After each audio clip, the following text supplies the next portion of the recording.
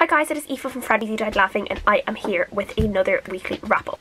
So I have loads of books to talk about because I didn't do a wrap up last week because I was busy, so I am combining the last 2 weeks into this one, and I will get straight on into it because this one might take a while. So go get a cup of tea or something and come back and then watch this video. The first book I want to talk about since the last wrap up I did is The Sisters of the Winterwood by Rena Rossner. This is a really nice kind of historical fiction with a bit of magic in it, and we are following two sisters called Libba and Leia, and they are living in this kind of cottage on the edge of this woods kind of near Ukraine, with their mother and their father. And one day, they are Jewish as well, the religion of Judaism and kind of how Jewish people are treated, and I guess the plight of Jewish people in a way throughout history is kind of a big thing in this book. It's really interesting how Jewish fairy tales and just kind of Jewish folklore and stuff come into this book as well. It's really, really nicely written. And Libba and Leia are living with their mother and father, and one day this man comes to speak to their father. Turns out this man is their father's brother, and Libba ends up finding out a lot of different things about their mother and father, and who they truly are and how they are not quite as human as they seem to be. And the same goes for Libba and Leia. They also are not 100% human, and they have no idea about this, but suddenly their mother and father have to go away and they are left to fend for themselves for a few weeks, and the two girls start going through a lot of different changes, almost like puberty but in like an extreme way, and a different kind of transformation that they're going through, and they suddenly have to kind of deal with it alone. Leia ends up becoming attracted to this stranger who comes into the marketplace who doesn't seem to be the best person, and despite Libba's warnings, Leia just keeps going back towards this man, and he seems to be kind of entrancing her in some way, and things are definitely not as they appear. So we are following, like, this book is mainly kind of to do with the story of these sisters and their relationship together, and it's quite beautiful, and I did really enjoy kind of the magic and the way the magic was brought into the story, and I really liked the emphasis on the Judaism and being a practicing Jew and just the different kind of culture and traditions and things like that, and the importance of that within a Jewish family, and I really enjoyed kind of learning more about that because I don't know as much about that as I probably should, so I did like learning about that, and I did like kind of just the setting of this book and the atmosphere of it. I will say though, it seemed really, really slow for me. I felt like when I was about halfway through, I kind of felt like the story hadn't really gotten going. There was so much more to do with the magic in this book that I just wanted it to really start, and it kind of seemed like it was going to start rolling, and we were going to get to see this like really lovely transformation of the sisters, and then it would just kind of reverse and nothing would actually happen. And then it kind of seemed between Libba and Leia like they were having kind of the same arguments in a way. Leia as a character, there were times where she was really, really annoying. Like, she was running into these dangerous situations with just like really being really, really stupid. Like, she was just a character who is just annoying because she's just making all these stupid decisions, like all the wrong decisions she could make, she would make. And Libba just kind of kept having to try and clean up after her sister, basically. The romance in this book, the real romance in this book is quite sweet. It doesn't really like, there's nothing really, like, you do root for it because of its sweetness, and I did enjoy it, but it wasn't a big thing in the story, so I did enjoy that as well. The fact that the story was more to do with the sisters' relationship and then the transformations they are going through. I did really enjoy this book overall, but the thing is, it was just that little bit too slow for me, and it just didn't do what I really wanted to do. But I did quite like the atmosphere of the writing. I gave it a 3 out of 5 stars, and I will definitely read more of Rena Rossner's books. I feel like this is quite a strong start, but it just didn't quite get there the way I wanted it to. It was just a little bit slow and not enough happened in it for me, and I feel like it had a lot of potential and it just didn't quite reach it. The next book I read is also a Christmas book. It was also a Neck Alley book. I had The Christmas Party by Swan. Swan writes kind of adult contemporary books, and this one is actually probably one of my favourite ones I've read. I think I've read 3 of her books. This is probably one of my favourite ones so far, and I will say it's called A Christmas Party, but this book actually isn't that Christmassy. There's a little bit at the end that's Christmassy. It kind of finishes up around Christmas, but I feel like you could actually read this book all year round. So if you're thinking, oh, I can't read this now because Christmas is over, you can definitely read this. It's not that Christmassy. I think it's just the time of year it was published, and the cover, I will say the cover for this I absolutely love. It's such a beautiful Christmassy cover. Really, really love the cover of this. So this is basically following 3 sisters again whose father dies quite young. He's only, I think, in his late 50s or early 60s, so he kind of dies a bit suddenly, a bit unexpectedly, and the sisters Two of the sisters are still living kind of around the area where their father and their mother live. Their father was the last knight of Ireland. They lived on this big kind of castle estate, and now he is gone. Basically, they have to figure out what to do with the estate. And in the will, the youngest daughter, Willow, ends up being gifted the estate, and she basically has all the decision powers of what actually to do with it. But Willow has been estranged from the family for a few years, so they can't really figure out why she is the one that has been given it. So we're following 3 different sisters. They all have like 3 different storylines. Pip is kind of like a tomboy. She's really into horses. Ottie is she's an artist, but kind of like a secret artist, and she is having a relationship with a married man. You find out that really quickly in the book.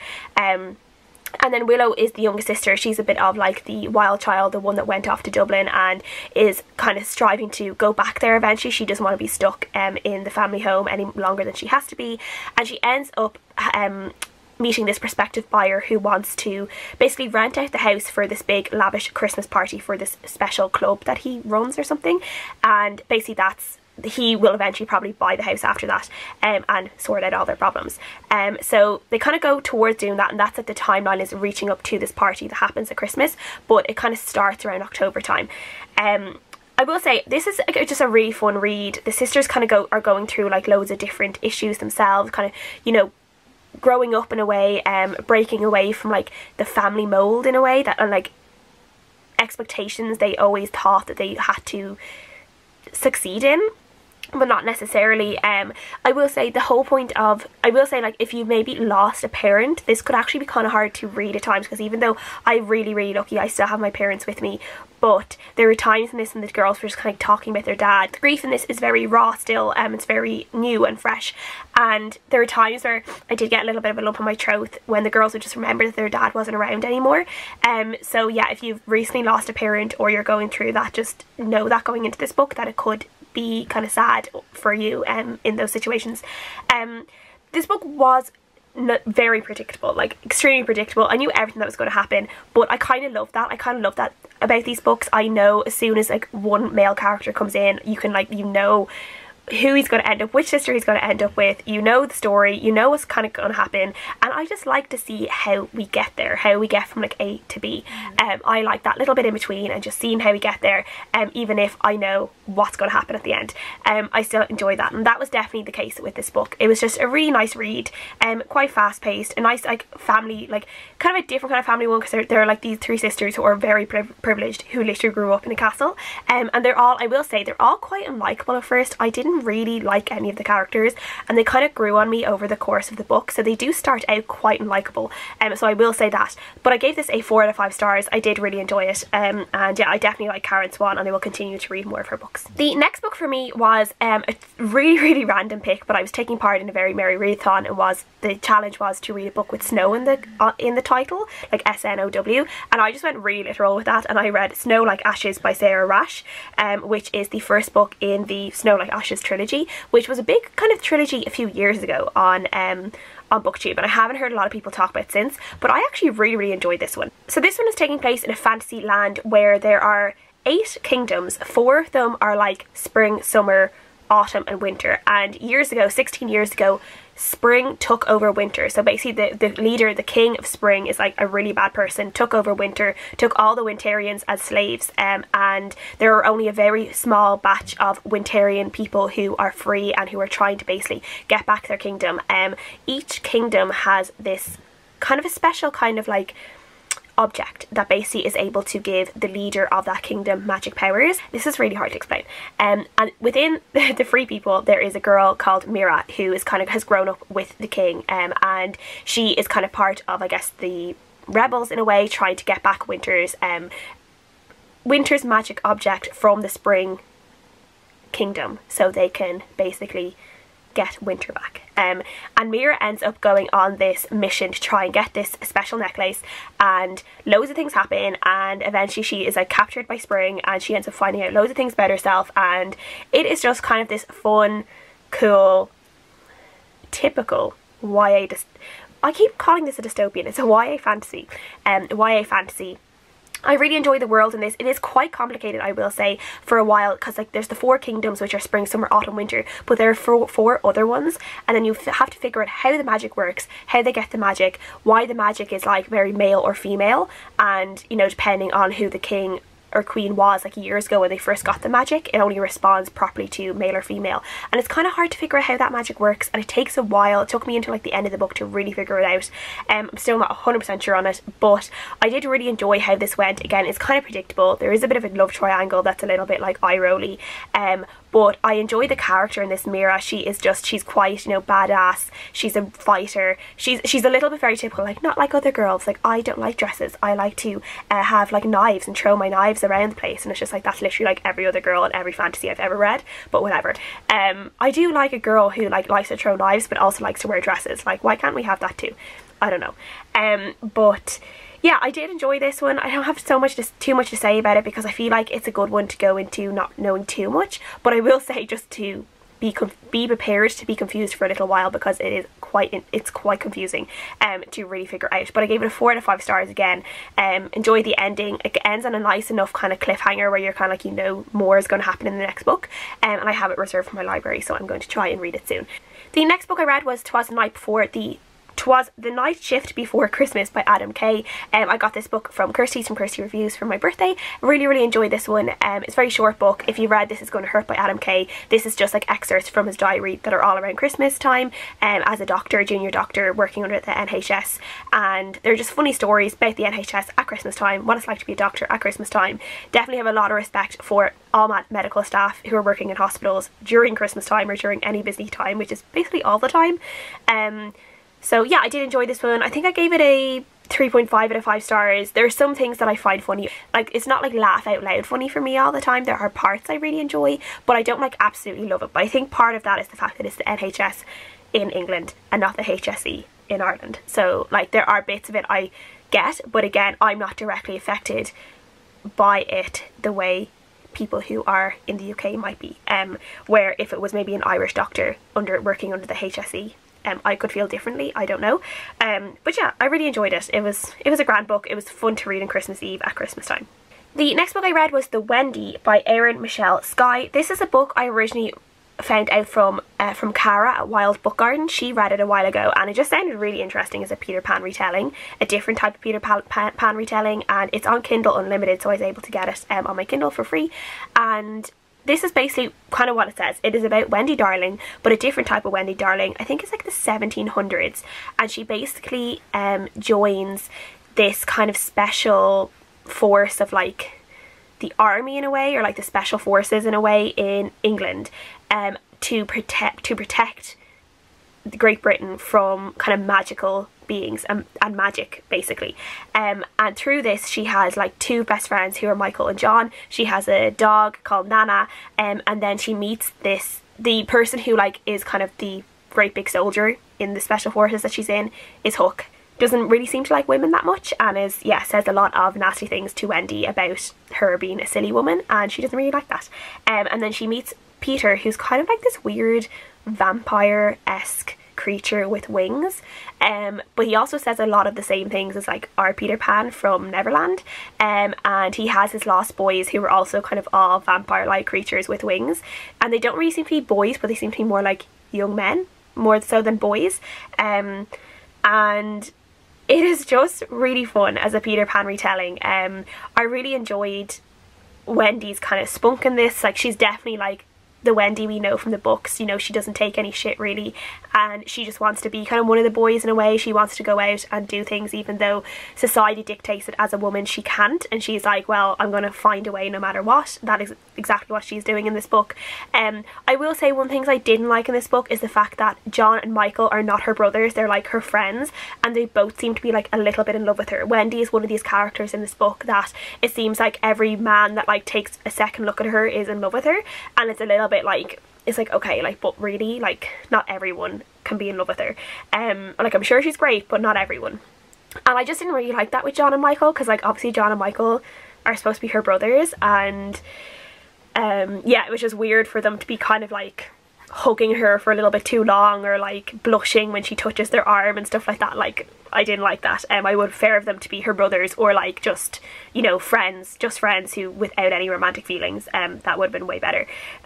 But I did actually really enjoy this one. I'll definitely read the next one. So I gave this one a 4 out of 5 stars as well, I believe. The book I read was a shorter book. It's a middle grade book, and it's Lily at Lissadell by Judi Curtin. Yes, I am trying to frantically reach my reading goal by the end of the year. I have 5 books to read in a few days, and I'm not sure if I'm going to be able to do it, but we're going to try. So this is a middle grade book, and this is perfect for readers about 10 or 11 years of age, I would say, particularly girls, but I say boys would like this as well. This is about a little girl called Lily who, when she's only about 11 or 12, she has to leave school and she has to go and become the new maid in this big house miles from where her family lives. She has to leave her mum and her brothers and sisters and go and live in Lissadell House to be a servant there. And these are, I think it's the Gore Boots, who were Countess Markovich's. She is one of the leaders of the Irish Easter Rising in 1916. This is her family, her original family were the Gore Boots, so it's like her brother and sister-in-law, and then her daughter comes to stay for a while and becomes friends with Lily, and Lily is just like learning how to live life, still as a little girl, but also having to basically work to help feed her family. And it's just like a really sweet read. She becomes friends. The girl that she originally is starting to work with is like very mean to her, seems to be very, like, just not a very nice girl, but Lily kind of keeps at her and soon comes to realise that this other girl, Nellie, has like so much more going on, and they become like these really sweet friends, and the friendship there is just so cute, and I really enjoyed it. And I think it's just a really nice way for kids to learn what life was like for other Irish children years and years ago and what they had to go through. There's just something really sweet about this. The back of the book kind of talks more about Lily's friendship with Countess Markovich's daughter, I think Maeve her name is, but for me the main friendship in this was between Lily and Nellie, the other girl who's also a maid, and that was definitely the sweeter relationship for me that I enjoyed a lot more. There's nothing bad in this book. This book is all sweetness, and I just really enjoyed it, and I actually gave it a 5 out of 5 stars. I really enjoyed it. And I will say I also got this book in exchange for an honest review from O'Brien Press, and I just really enjoyed it. I definitely recommend this for younger readers. I think they would really love it. As I said, there's nothing bad in it. It's all lovely. And it's also just a really nice look back into Irish history and what people had to do and how people lived. And yeah. Next book I read all in one day, and it was If It Was Your Girl by Meredith Russo. This is a book I received for Christmas from my boyfriend. He was very impressed with himself that he managed to get me a YA book that I hadn't read, and then was even more impressed when I read it all in one day. So yeah, so this is about Amanda, who is starting a new school where her father lives, but in her old school Amanda went through a really hard time because she transitioned during her time in that school, and she went from Andrew to Amanda because she is a trans girl, and in this new school Amanda is basically just trying to keep her secret. She doesn't really want anyone to know, but she starts to form a relationship with a boy called Grant, and she kind of like wants to tell him but is also really afraid of reactions. She has like new friends, like new girlfriends, that she is also kind of, you know, she wants to tell, but it's just like kind of this really kind of way of like, she wants to let people know, she wants to let people into her life, but also she needs to protect herself because she has no idea how people are going to react. I did enjoy this book a lot. I thought it was a really fast read. I just thought it was a really good way into just the fear and the anxiety and what it could be like for a trans person who just wants to belong and is just so afraid of just being themselves and is so afraid of just letting people know who they are and the struggles they've gone through. And I think it's just a really good way of showing that. The thing is, in this book, Amanda has gone through, like, she has gone through like loads of hormone treatment. She also seemingly has gone through full body surgery. People looking at her, there's nothing there to say that like she could have been physically born male. Everything about her seems to be like people will just pass her as a girl, like no questions asked, which I feel like isn't everyone's experience, obviously. And I'm saying this as a cisgender person. I'm obviously not reading this as an own voices perspective, but I just thought like in the book it's easier like that for Amanda because of that and because of all of that, where in real life I don't think it would be as easy for a trans person to maybe not fit in, but just to maybe hide their secret. But I will say the author did kind of have a little note about that, about how they changed things a little bit to make it seem, just to make the story flow a bit better and to make, I think, Amanda's first transition into her new school just a lot easier. So the author does address that.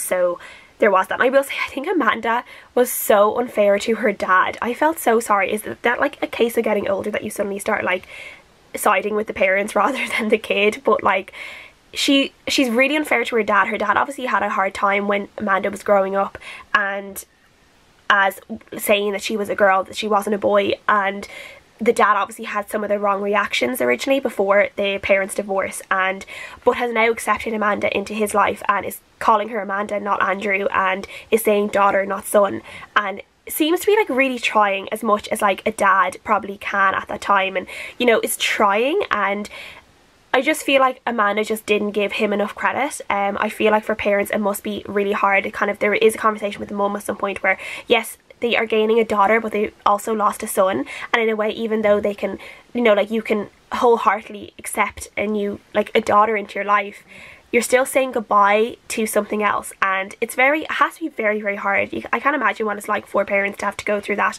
while also supporting their child, but also probably mourning something that, you know, they had, but also in a way that they're not disrespecting anyone else. And I kind of got the father struggle in this, in that sense, and I just thought Amanda was just so unfair to him. Like, there were just times where you could see he was trying and she was just so dismissive of him, and yeah, I just would have liked to have a little bit more love for the parents. You did kind of get that at the end, but I did very much feel for her dad in this a lot. So yeah, I gave this 3.5 out of 5 stars. I did quite enjoy it. And the last book I'm going to talk about, because this wrap up is so long, I'm so sorry, is Landline by Rainbow Rowell. I read this on my Kindle as I realised this is set around Christmas time, so I thought this would be the perfect time to read it. It's about a woman called Georgie who's going through a rough time in her marriage, and she basically is supposed to be going to her husband's family in Nebraska, I think, for Christmas, or in Omaha or somewhere.